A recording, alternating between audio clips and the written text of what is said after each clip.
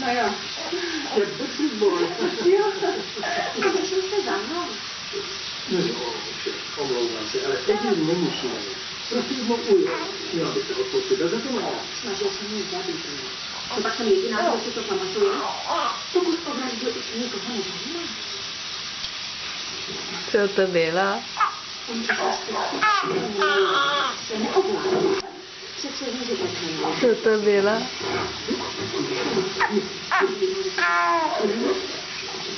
Komu jste mluvil? Ne.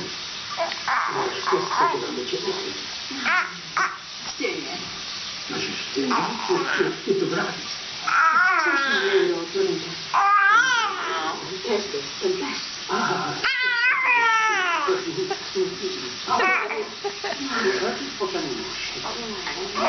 No co pak je?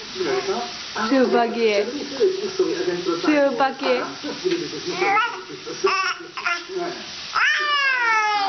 Co říkáš?